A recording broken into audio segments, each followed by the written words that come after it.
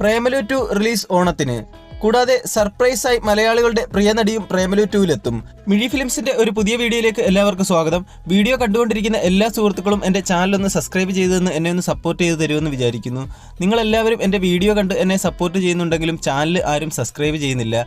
Channel subscribe ചെയ്യാതെയാണ് കൂടുതൽ ആൾക്കാരും വീഡിയോ കാണുന്നത്. ഇന്ന് നിങ്ങൾ എൻ്റെ ചാനലൊന്ന് സബ്സ്ക്രൈബ് ചെയ്ത് എന്നെ ഒന്ന് ഹെൽപ്പ് ചെയ്യുക. കൂടാതെ ആ ബെല്ലൈക്കൺ കൂടി അമർത്തുകയാണെങ്കിൽ ഞാനിടുന്ന വീഡിയോകൾ നിങ്ങൾക്ക് നോട്ടിഫിക്കേഷനായിട്ട് ലഭിക്കുന്നതായിരിക്കും. അപ്പോൾ നമുക്ക് വീഡിയോയിലേക്ക് കിടക്കാം. ഈ വർഷത്തെ ബ്ലോക്ക് ബസ്റ്റർ ഹിറ്റുകളിലൊന്നായ പ്രേമലുവിന്റെ രണ്ടാം ഭാഗം ജനുവരിയിൽ UK-യിൽ ചിത്രീകരണം ആരംഭിക്കും. സച്ചിൻ UK-യിൽ പോകുന്നിടത്താണ് പ്രേമലു അവസാനിക്കുന്നത്.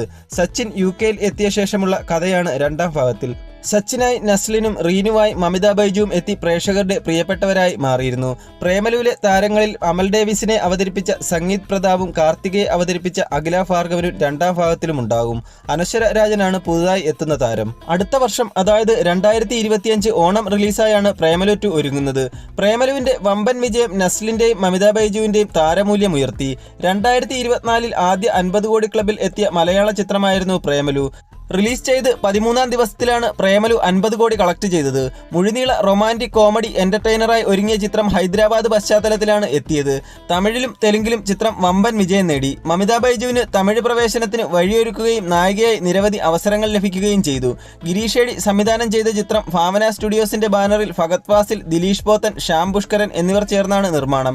ഗിരീഷ് ഏടിയും കിരൺ ജോസിയും ചേർന്നാണ് തിരക്കഥ. അൽത്താഫ് സലീം, ശ്യാം മോഹൻ, മീനാക്ഷി രവീന്ദ്രൻ എന്നിവരുടെ മികച്ച പ്രകടനവും ചിത്രത്തെ മനോഹരമാക്കി.